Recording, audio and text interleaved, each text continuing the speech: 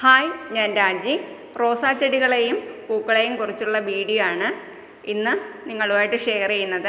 അപ്പോൾ ഗാർഡനിങ് ഒക്കെ ഇഷ്ടമായിട്ടുള്ളവരാണെങ്കിൽ ചാനലൊന്ന് സബ്സ്ക്രൈബ് ചെയ്ത് സപ്പോർട്ട് ചെയ്യുക. അതുപോലെ ആ ഒരു സബ്സ്ക്രൈബിനടുത്തുള്ള ഒരു ബെല്ലൈക്കൺ കൂടി ഒന്ന് എനേബിൾ ചെയ്യുക. അപ്പോൾ നമ്മളിടുന്ന എല്ലാ വീഡിയോസിൻ്റെയും നോട്ടിഫിക്കേഷൻ നിങ്ങൾക്ക് കറക്റ്റായിട്ട് കിട്ടും. കൂടാതെ വീഡിയോ സ്കിപ്പ് ചെയ്യാതെ ഫുള്ളായിട്ട് എല്ലാവരും കാണാൻ ശ്രമിക്കുക. അപ്പോൾ ഈ റോസാ ചെടികളെ സംരക്ഷിക്കേണ്ടതും അതുപോലെ അതിന് കൊടുക്കേണ്ട വളപ്രയോഗങ്ങളും നമ്മൾ നഴ്സറിയിൽ നിന്നൊക്കെ വാങ്ങുന്ന റോസകൾ എങ്ങനെ നമുക്ക് നട്ട് നല്ല രീതിയിൽ വളർത്തിയെടുക്കാം എന്നതിനെയൊക്കെ പറ്റിയുള്ള വീഡിയോ ആണ് ഇന്നുള്ളത്. അപ്പോൾ വീഡിയോ സ്കിപ്പ് ചെയ്യാതെ കണ്ടു കഴിഞ്ഞാൽ നിങ്ങൾക്ക് റോസാ ചെടികളെ നിങ്ങളുടെ വീട്ടിലും നല്ല രീതിയിൽ തന്നെ വളർത്തിയെടുക്കാൻ സാധിക്കും. അപ്പോൾ ഞാനൊരു 2-3 മാസം കൊണ്ട് കളക്ട് ചെയ്തെടുത്തിട്ടുള്ള റോസാ ചെടികളാണ് ഇന്ന് നിങ്ങൾ ഈ വീഡിയോയിലൂടെ കാണുന്നത്. അപ്പോൾ എല്ലാത്തിലും പൂക്കളും മൊട്ടുകളും ഒക്കെ വന്നിട്ടുണ്ട്. എൻ്റെ കയ്യിലുള്ളതെല്ലാം ബഡ് റോസുകളാണ്. നാടൻ റോസുകൾ പൊതുവേ കുറവാണ്. നമ്മൾ നഴ്സറികളിൽ നിന്ന് വാങ്ങി വയ്ക്കുന്ന ബഡ് റോസുകളാണ് കൂടുതൽ. എന്നാൽ ആ ബഡ് റോസുകൾ എൻ്റെ കയ്യിൽ നല്ല രീതിയിൽ തന്നെ ഇതുപോലെ പൂക്കൾ വരാറുമുണ്ട്. ഒരുപാട് മൊട്ടുകളും പൂക്കളും ഒക്കെ വരാറുണ്ട്. അപ്പോൾ പലരും നമ്മൾ പറഞ്ഞു കേട്ടിട്ടുണ്ട്, നഴ്സറിയിൽ നിന്ന് പൂക്കൾ നല്ല പൂക്കളൊക്കെ കണ്ട് ഇഷ്ടപ്പെട്ട് വാങ്ങി വീട്ടിൽ കൊണ്ട് വെച്ച് കഴിഞ്ഞാൽ പ്ലാന്റുകൾ ഒന്നുകിൽ പൂക്കാറില്ല, അതല്ല എന്നുണ്ടെങ്കിൽ പ്ലാന്റുകൾ പെട്ടെന്ന് തന്നെ കരിഞ്ഞു പോകാറുണ്ടെന്ന് പറയാറുണ്ട്. അപ്പോൾ നമ്മൾ കുറച്ച് കാര്യങ്ങളൊക്കെ ഒന്ന് ശ്രദ്ധിച്ചു കഴിഞ്ഞാൽ പ്ലാന്റ് നല്ല രീതിയിൽ തന്നെ നമുക്ക് വളർത്താം.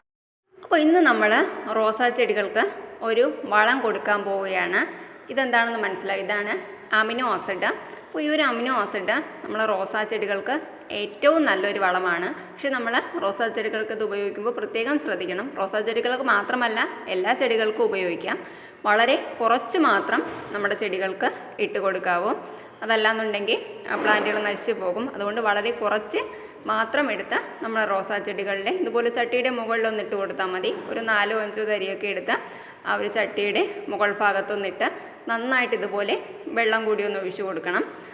ചട്ടിയുടെ മുകളിൽ ഒരു വെള്ളം കൂടി നനയുന്ന സമയത്ത് അത് നന്നായിട്ട് ലയിച്ച് മണ്ണിൽ ചേർന്നുകൊള്ളും.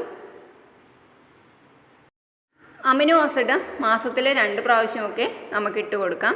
അതുപോലെ ജൈവവളങ്ങളും നിങ്ങൾക്ക് ഉപയോഗിക്കാവുന്നതാണ്. അതായത് മാർഗോ കോസ്റ്ററാണ്, പൂക്കൾ വിടരാത്ത റോസയാണത്.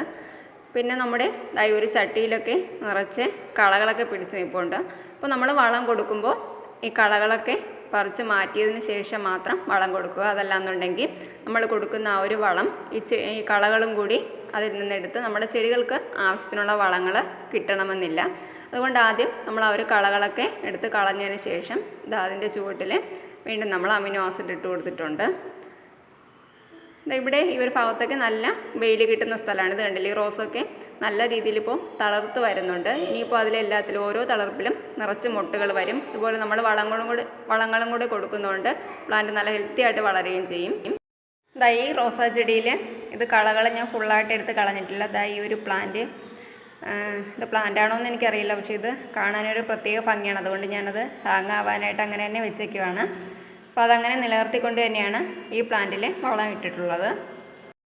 നഴ്സറിയിൽ നിന്നൊരു ചെടി കിട്ടിയാൽ എങ്ങനെ പോട്ട് ചെയ്യണമെന്ന് കൂടി കാണിച്ചു തരാം. ആദ്യം നമ്മുടെ നല്ലൊരു ഡ്രൈനേജ് ഹോളുള്ള പോട്ട് തന്നെ സെലക്ട് ചെയ്തിട്ട് ആ ഒരു പോട്ടി മിക്സ് നിറച്ച് ഇതാണ് നമ്മൾ നഴ്സറിയിൽ നിന്ന് വാങ്ങിക്കൊണ്ട് വരുന്ന പ്ലാന്റ്. ഇപ്പോൾ പോട്ടി മിക്സിൽ ഞാൻ ഒരിക്കലും വളങ്ങളൊന്നും ചേർക്കാറില്ല. പ്ലാന്റ് നട്ട് ഒരാഴ്ചയൊക്കെ കഴിഞ്ഞതിന് ശേഷം മാത്രം വളങ്ങൾ ചേർത്ത് കൊടുക്കും. അത് നമ്മൾ പ്ലാന്റ് നട്ട് ഒരു 2-3 ദിവസം നല്ല തണലത്ത് വെച്ചതിന് ശേഷം മാത്രം നമ്മൾ വെയിലത്ത് വയ്ക്കുക. ഇതെല്ലാം നമ്മൾ നഴ്സറിയിൽ നിന്ന് വാങ്ങി പോട്ട് ചെയ്ത് വെച്ചിട്ടുള്ളതാണ്. ഇതുപോലുള്ള ചെറിയ ചെറിയ കാര്യങ്ങളൊക്കെ ഒന്ന് ശ്രദ്ധിച്ചു കഴിഞ്ഞാൽ തന്നെ നമ്മുടെ വീട്ടിലുള്ള റോസാ ചെടിയും നമുക്ക് നല്ല ഭംഗിയായിട്ട് തന്നെ വളർത്തിയെടുക്കാൻ കഴിയും. ഇതുപോലെ നിറച്ച് പൂക്കളും ഉണ്ടാക്കിയെടുക്കാനായിട്ട് സാധിക്കും. അപ്പോൾ ഇന്നത്തെ ഒരു ചെറിയ വീഡിയോ നിങ്ങൾക്ക് എല്ലാവർക്കും ഇഷ്ടമായി കാണുമെന്ന് പ്രതീക്ഷിക്കുന്നു.